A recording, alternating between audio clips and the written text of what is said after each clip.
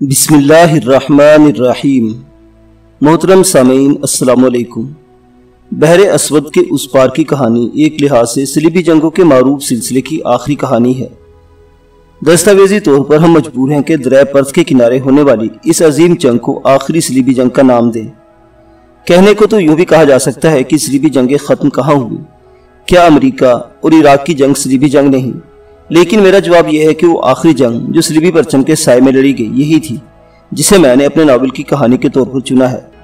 روس کے شہنشاہ یعنی زار روس پیٹر اعظم المعروف پیٹر دی گریٹ کے پرچم پر لکھا تھا، خدا اور مسیحیت کے لیے۔ یہ جنگ سن 711 میں ہوئی اور مسلمانوں نے ہلالی پرچم کے سائے تلے پیٹر دی گریٹ سے یہ جنگ جیت لی۔ دریائے پرت کے کنارے ہونے والی اس عظیم جنگ کے بعد یورپی لشکروں میں نیشنلزم کا نعرہ لگایا اور یورپ کے تمام اتحاد مذہب کے بجائے قومیت کی بنیاد پر بننے لگے۔ چنانچہ بعد کی تمام جنگوں کو مارکہ صلیب و حلال کا نام نہیں دیا جاتا۔ اس ناول کی کہانی انتہائی سنسنی خیز ہے اور سچ کہوں تو یہ میرے فطری تجسس کا عمدہ شاہکار ہے۔ یوں سمجھ لیجئے کہ تجسس میرے بدن میں خون بن کر دوڑتا ہے۔ مجھے پتہ نہیں چلتا کہ کب کوئی کہانی بننا شروع ہوئی اور کب ختم ہو گئی۔ میں نے متعدد بار اپنے اسسٹنٹ قاسم یاد سے کہا ہے، قاسم مجھے یوں لگتا ہے جیسے میں بھی ماضی کا کوئی کردار ہوں۔ فی الحقیقت جب میں کسی کردار کو حوالہ کرتاس کرتا ہوں تو مجھ پر ایک عجیب سی کیفیت طاری ہونے لگتی ہے۔ میں لہلاتے گندم کے کھیتوں میں پھولوں سے لدی پگڈنڈیوں کے بیچوں بیچ ٹہلتا رہتا ہوں اور قاسم سیاہ روشنائی کے ساتھ 20-30 8ویں سائز کے کاغذ پر میری زبان سے نکلے الفاظ اتارتا چلا جاتا ہے۔ ٹہلتے ٹہلتے میں کھو جاتا ہوں، مجھے پتہ نہیں ہوتا کہ میں بول رہا ہوں، شاید وہ خود کلامی ہوتی ہے جسے قاسم کہانی اور مکالموں کی صورت چہرہ کرتاس پر رقم کر دیتا ہے۔ میری آنکھوں کے سامنے منظر بدلنے لگتے ہیں۔ آہنی خود پہنے ہوئے گھڑ سوار زیرہ بختر سے لیس سپاہی، ہنراتے ہوئے گھوڑے زرق بر لباس جواہرات سے مرصع تاج و تخت اور منقش محلات، بالکونیوں میں بیٹھی ہوئی شہزادیاں اور جانوروں کے مجسمے، تالابوں پر بھرتی پانی دوشیزائیں اور وادیوں میں چھن چھن کرتی پائلیں، وسیع و عریض جنگل، صحرا، سمندر، بیابان اور ویرانے، سب میری آنکھوں کے سامنے اپنے حقیقی وجود کے ساتھ آ ٹھہرتے ہیں۔ کبھی میں تاریک سرنگوں میں جھلمل کرتی نشل لیے خود کو دور تک جاتا ہوا محسوس کرتا ہوں تو کبھی شاہی محلات کی مرمری راہداریوں پر مجھے اپنے ہی ٹہلنے کی آواز سنائی دیتی ہے۔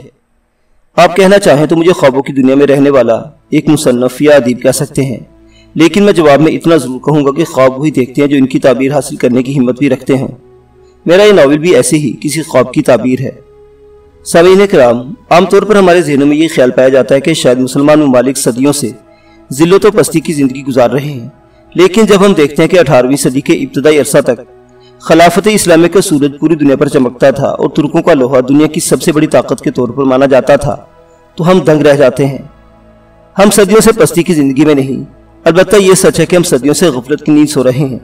بغداد کی پہلی تباہی تاتاریوں کے ہاتھوں عمل میں آئی، لیکن بغداد کی برکتوں سے ایک دن ایسا آیا کہ تاتاری خود مسلمان ہو گئے، جیسا کہ علامہ اقبال کا ایک شعر ہے آیا یورش تاتار کے افسانے سے، پاسباں مل گئے کعبے کو صنم خانے سے۔ اب بغداد کی تباہی دوسری بار عمل میں آئی ہے، اس مرتبہ حملہ آور امریکی فوج ہے۔ کیا ہم ایسی توقع کر سکتے ہیں کہ تاریخ اپنے آپ کو دہرائے گی؟ یہ ناول ترکوں کے دور شجاعت کی آخری کہانیوں میں سے ایک ہے، جب ترک دنیا کی سب سے بڑی طاقت تھے اور درفش کاویانی ترک فوج کا جھنڈا کا سایہ پورے یونان و مصر، عراق، یمن، کریمیا اور بلغاریہ تک پھیلا ہوا تھا۔ یہ کہانی یونان کے ایک شہر مقدونیہ سے شروع ہوتی ہے اور کوہ بلکان کی سیر کرتی ہوئی قسطنطنیہ استنبول میں داخل ہوتی ہے، پھر آبنہ باسپورس کے راستے بحر اسود میں تیرتی ہوئی کریمے تک چلی جاتی ہے۔ دریائے پرت کے کنارے روس کے عظیم بادشاہ پیٹر دی گریٹ اور ترک سپہ سالار بلد کا آمنا سامنا ہوتا ہے۔